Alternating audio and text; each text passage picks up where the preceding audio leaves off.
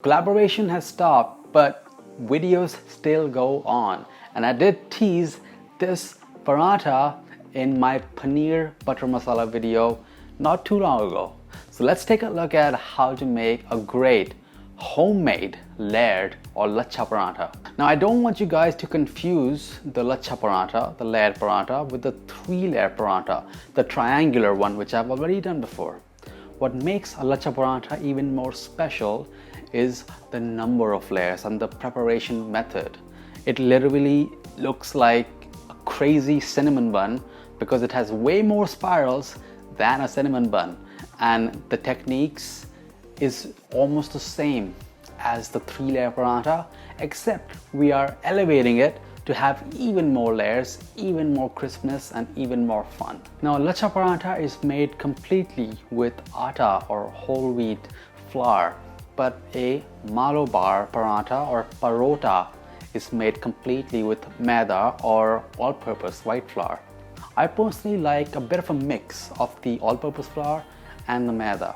So the ratio that I use is 4 parts atta and 1 part maida or all-purpose flour. And what I find the maida does, it adds some of that lightness, some fluffiness that is not quite there in whole wheat flour. And I really think it makes a big difference. But you can make it completely with atta flour if you like.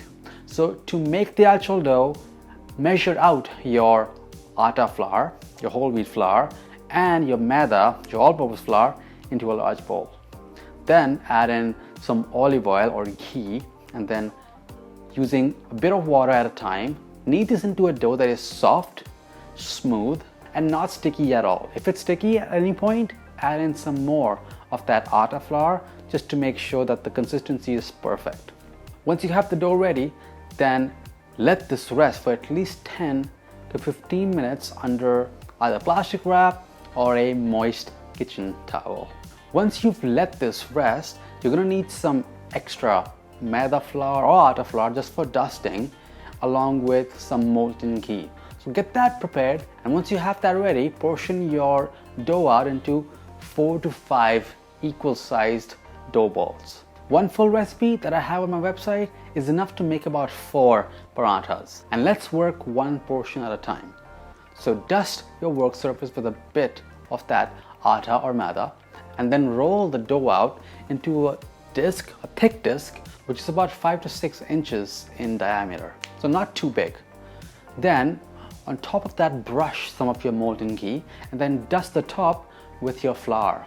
And this exact step is what's going to help create those layers and make sure that it doesn't stick together, that the layers stay separate once we roll this out into a thin disc and start cooking. The ghee helps create the crispness, while the flour that we add on top helps prevent the dough from sticking together. Then, kind of like making one of those paper fans, you want to start making pleats onto that disc.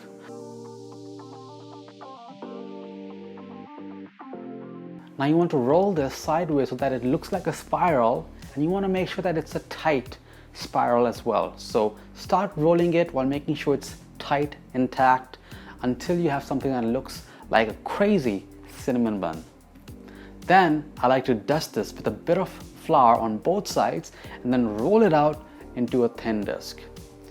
It's pretty hard and complicated to describe how to do it, so I encourage you to pause the video, try on a test disc, and once you feel comfortable, then start working with the rest of your portions as well.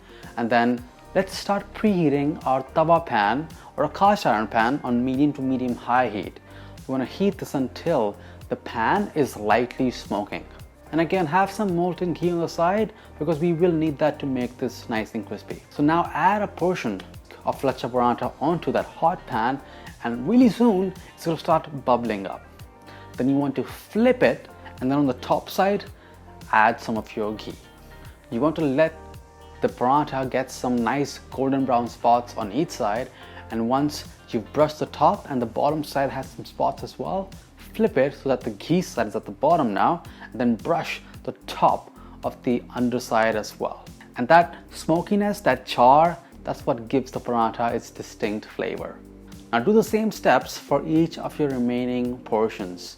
make sure each side has nice golden brown spots. And once you flip one side, brush it with a bunch of ghee, because the ghee will help make everything nice and crispy, and it's even gonna help create those layers. And once you've let this cool down just a little bit, about 30 seconds to a minute, take a look at this. This is what's so special about a Lachha Paratha. You crumble it with your hand, and because it's nice and crispy, all those layers, that crumbling helps open up those layers. And what makes this so much fun is just tearing all those layers open and dipping it in whatever sauce that you're having. It's so much fun. And I'm going to be having this with my paneer butter masala, which was so good, spicy, sweet, creamy, tomatoey, paneer.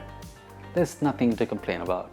So go ahead and make your own homemade Lachha Paratha and let me know what curry, what sauce, what dry curry, what bhujia are you gonna have this with. Whatever you want, this bread is gonna be perfect with it. For more videos just like this one, be sure to hit subscribe, hit that bell icon, and I'll see you in the next one. Bye guys.